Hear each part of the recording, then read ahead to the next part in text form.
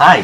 So, we've looked at using this unique state of sleep paralysis for entering an equally unique state of consciousness, which enables us to have a super real, super linear, super vivid, super clear, super lucid dream. And one of the advantages of entering the lucid state in this way is being able to travel back in time by accessing old memories.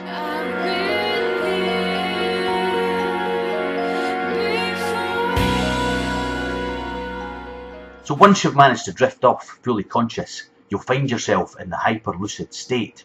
And although it is possible to access memories from within a normal lucid dream, it is easier to induce and recall specific memories from within a sleep paralysis-induced lucid dream, especially so when you use the type of tactile induction method that I spoke about in my last video.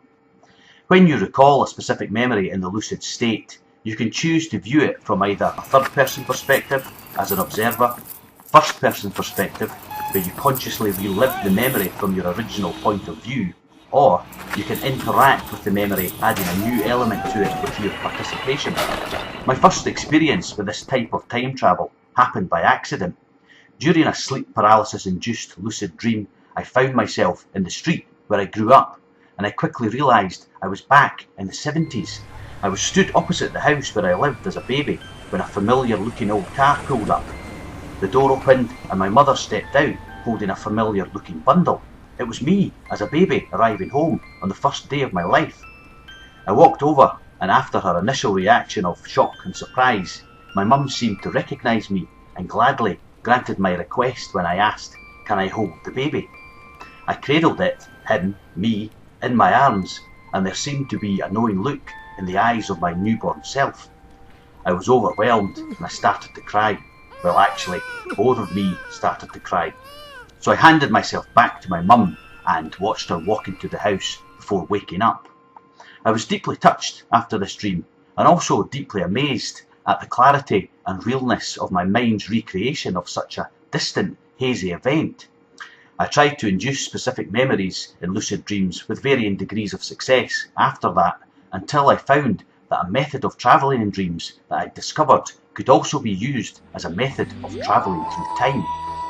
In my quest to defeat the covered entity that I spoke about in my earlier videos, I had to find a way to travel to that specific location within a dream.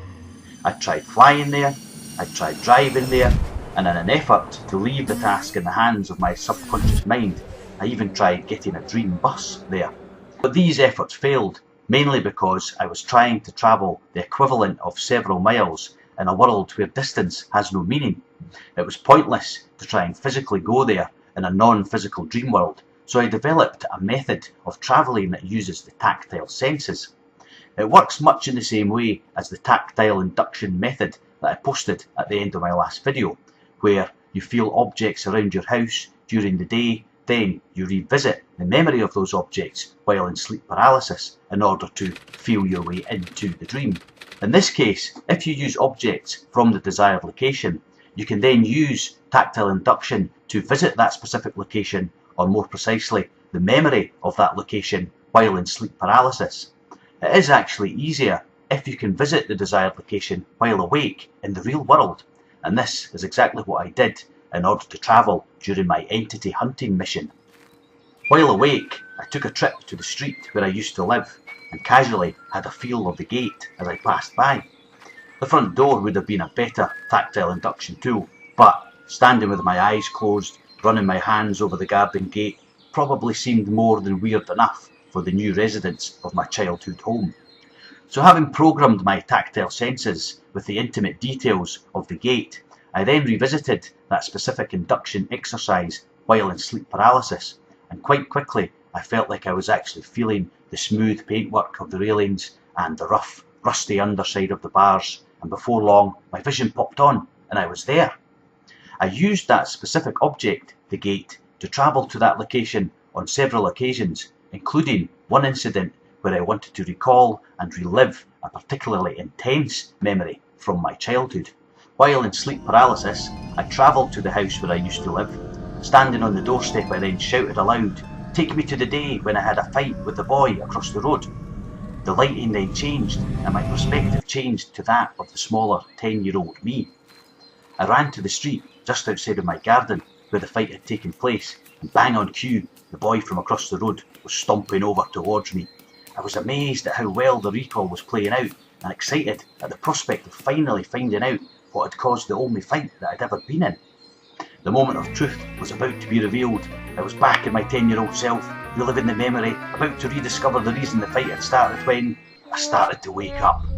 Desperate to stay in the dream and annoyed that I'd got overexcited to the point of waking myself up, I grabbed onto the gate and used it to anchor myself in the dream.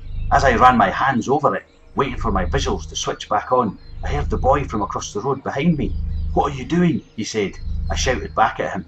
"I'm using the gate to anchor myself in the dream. Now shut up and wait until my visuals switch back on so we can continue this." Just then, my dream eyes popped open and the boy from across the road, looking rather confused and annoyed by my previous statement, angrily exclaimed, "You're just weird."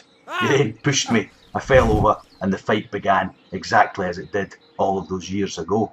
I couldn't help but laugh at the absurdity of the dream and at the incident which had initiated the fight, which had obviously been contrived by my mind while revisiting the memory. And it brought to mind the warning from all the classic time travel films about interfering with the past and changing the outcome by interacting with it. I certainly interfered with the memory because now that dream is the only memory that I have of the events leading up to the fight. So this type of tactile-induced lucid dream is most effective when used along with a sleep paralysis-induced lucid dream. But once you've programmed the details of the specific object, or tactile induction tools if you like, into your mind, then you can also use them to travel and feel your way in, or more accurately, feel your way there while in a normal lucid dream. This is done by simply closing your dream eyes within a lucid dream and again recalling the details of the object from the location that you want to visit. This will result in you travelling to the memory of that location, where you can then shout aloud your intent to access a specific memory that happened there. Can I just add though that I won't be held responsible for any time paradoxes that may occur during, after, or indeed prior to the use of this method. So I've now covered all of the main topics that I plan to look at in my videos, but it's not the end. The plan is to now elaborate on some of the topics that I've already covered. So as always, thanks for watching and remember, stay lucid.